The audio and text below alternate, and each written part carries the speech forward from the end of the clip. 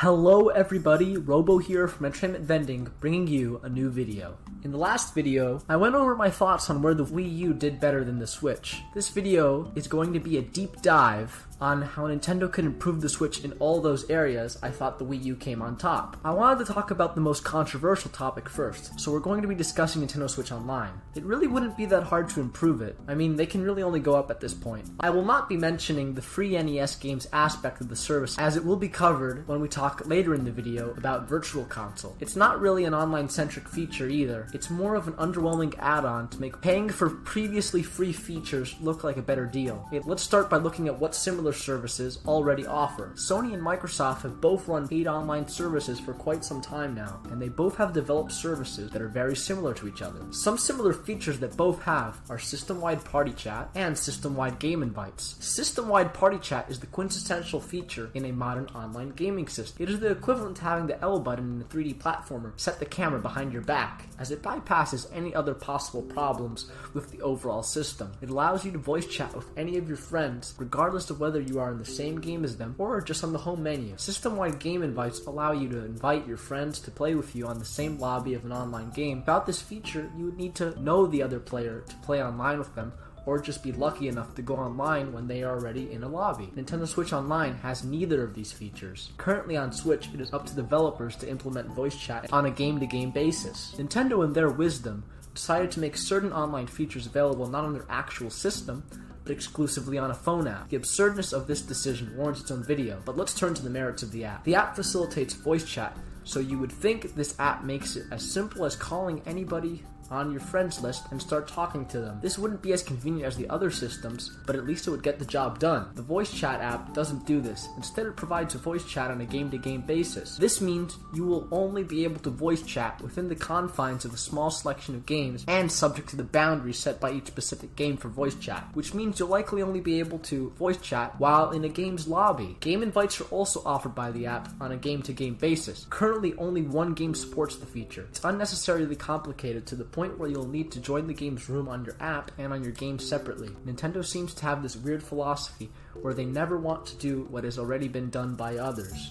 I can understand this mindset to a point, but when it comes to basic features that have become standard across the industry for years, Nintendo just needs to jump on board. Now onto a feature that Nintendo sadly has made more into a bonus. I'm going to go over my thoughts on how Nintendo could improve the Switch's Virtual Console. I will acknowledge that the Virtual Console technically does not exist anymore on Switch, lest I remind you of that Reggie interview that shattered the hearts of classic Nintendo game lovers the world over. I consider the NES monthly game service to be the equivalent of the Virtual Console for the Switch, however limited and disappointing it may be. Nintendo should begin to improve the Switch's Virtual Console by bringing back the Virtual Console brand. It was always a great name, and is a great label to put all legacy software, as Microsoft would call it, under one umbrella. It didn't make sense for Nintendo to relegate these games to Nintendo Switch Online. Instead of dumbing down features like the Virtual Console, Nintendo should have evaluated Virtual Console as it was on Wii U and bring what worked into the next generation. Unlike with Online, I will not be making as many comparisons between the Switch's Virtual Console and what Sony and Microsoft have done. Because unlike Online, Virtual Console is a feature Nintendo was the first to successfully implement at a large scale, and are the ones most known for it. Equivalents do exist on PlayStation and Xbox though. PlayStation service is not one to be copied. An executive of theirs actually made a statement once where he basically dismissed an entire generation of old games. His words were of the effect of, PS2 games look ancient. Why would anybody want to play those? Sony hasn't released a PS3 emulator for PS4. Instead, they launched a streaming service that allows you to stream PS3 games. It was a flawed service and never took off. A PS2 emulator was eventually released after years, but it hasn't seen consistent support of new games. Out of everybody, Xbox actually has made great progress with legacy software on the Xbox One. They have gotten their developers to do the work of making an emulator for the Xbox 360 and the original Xbox. I can only imagine the amount of work needed to get these emulators working properly, so I do commend Microsoft for this. Not only are the games available, but they are also greatly enhanced on Xbox One X. Some games are up-rendered to 4K on the One X, which basically remasters the games. Microsoft's model is truly a Nintendo fan's dream. This is exactly what I want from Nintendo when it comes to old games that you would pay to play individually. Nintendo has recently introduced quality of life improvements for the Switch's NES games, such as rewind and save state features. They should keep these features and add any others. The idea that many Nintendo fans have talked about and wanted for a long time is a Netflix of sort for old games. I think Nintendo should run a service like this separately from buying the games individually to own them. I, like others, was excited when I saw Nintendo Switch Online's NES service, partially because it resembled the Virtual Console Netflix idea so many fans had dreamed of, but sadly it turned out to be a nightmare. I would be fine if Nintendo continued to offer NES games as a bonus to Nintendo Switch Online, and perhaps they should add Super Nintendo games as well, but a separate service should be released to cover games from all of Nintendo's old consoles. This system would be robust and release at least one new game for every supported system weekly. I'd be happy to pay a monthly fee. Finally, let's discuss Nintendo Switch's UI and its multimedia functionality. These two aspects of a system go hand in hand with each other and are often overlooked, as they have been so far by Nintendo this generation. I think these features are the cherry on top that complete a system and make a console feel like a complete package. Nintendo has not historically been very interested in the UI of their consoles. Their competitors, on the other hand, have been very focused on them, especially Microsoft.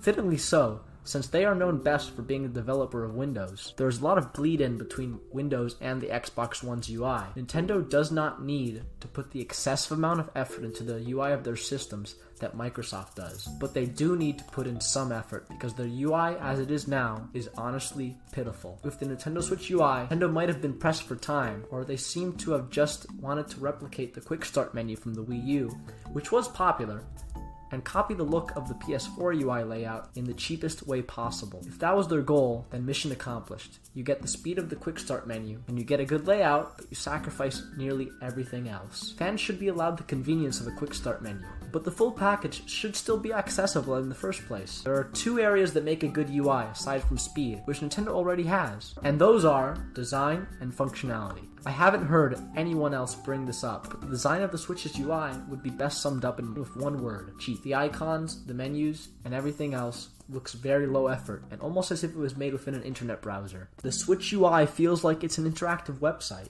Nintendo needs to hire professional UI designers and artists and take a look at what others across the industry are doing with their UIs. Nintendo, of course, should not just copy what others are doing. The UI must still have that unique Nintendo feel, but it also has to feel like a modern UI worthy of this generation. Now into functionality, which Nintendo Switch's UI is sorely lacking in. Sure, it has a friends list where you can see what games they have and when they are online, but aside from that, there isn't much else to do but buy and launch games. There's much more that can be done to improve the functionality of the UI. They can begin by implementing features that fans have been asking for the last 3 years, like Bluetooth headphone support. Allow fans the convenience of listening to their games wirelessly, especially considering they don't get the option of a headphone jack on any of the first-party controllers. Introduce the internet browser back as an official, well-optimized feature, not an accidental exploit. Finally act on what you set in place when you released the Switch nearly 3 years ago with the background colors. Instead of leaving the menu with basic white and basic black background options to taunt fans, start offering custom backgrounds like you did on 3DS and like Sony is offering on the PS4. Fans would happily pay to customize their Switch UI with unique backgrounds, tiles, sound effects, and music. It makes no sense why Nintendo has slept on this feature ever since they hinted at it on day one. Now on to multimedia functionality.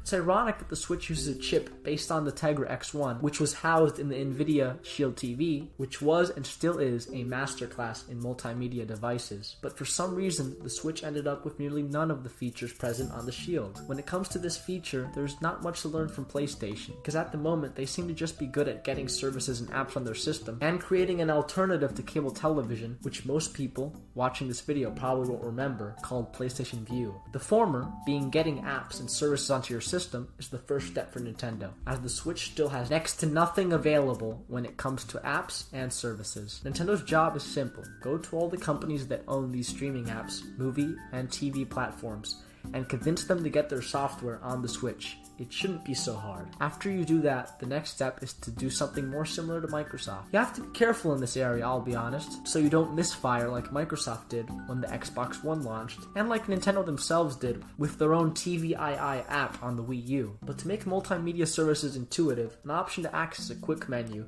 where you can see what's available across all your services and on cable TV is vital. Allow people to segment their searches between shows, movies, news, and sports, so they can easily utilize the full potential of what their Switch can do as a multimedia device. As long as they are careful not to go overboard, it should be a win. Thank you all for watching, and I hope to bring you new videos soon. Bye.